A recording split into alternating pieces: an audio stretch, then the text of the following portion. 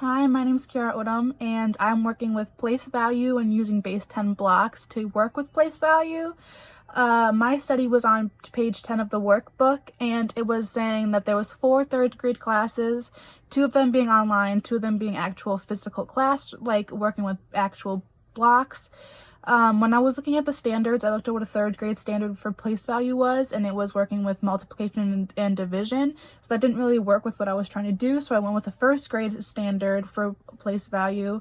So what I'm going to be doing today is I'm going to be having 2 groups, one of green blocks, which are just these little papers that I cut out, and the white blocks, which I also cut out, and the green represent tens and the whites represent ones. And I'm going to put random numbers together, have my students count the number in total, and then I want them to put into groups the tens and the ones, and I want them to tell me what each number represents.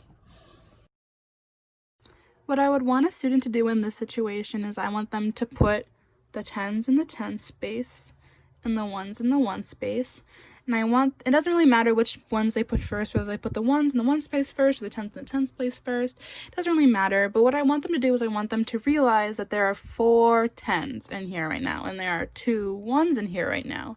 And I want them to know that 4 tens can equal 40 or 4 tens. And I want them to, when their things are like this, I want them to go 1, 2, 3, 4.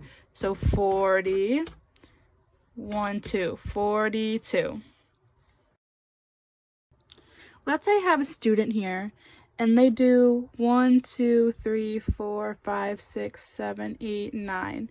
And they see that they have 9 tens. And they don't understand that that means 90. So let's say I have 9 tens in this one. And they count them and they say that they have 10 because there's 9, 10. I would have to tell the students that the green ones are tens. So I would go 10, 20, 30, 40, 50, 60, 70, 80, 90. And then I would be like, if you have 90 tens or 9 tens and you have 1 1, 90 plus 1 equals 91. A student gets this, where there are 0 tens and 3 ones. A student might see this and get confused because there aren't any tens, and they might go 10, 20, 30, or they go 1, 2, 3 and think that's 13 or 30. But it's easy enough to just tell the student that the green ones are the tens and the white ones are the ones. So if there are 3 ones, that's easy enough to just say 1, 2, 3. That said, there's an opposite situation where there's 0 ones and 1 10. An easy way to tell a student this is 1 10 is one group of 10.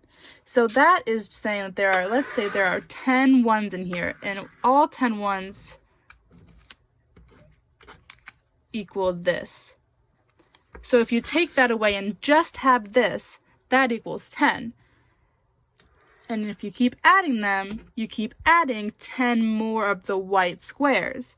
So let's say I add this, you can just know that this is 10, 20, 30, or 3 groups of 10, or 30. So that completes my lesson. I would have them do maybe a few more worksheets, or I would do a couple more problems with my students.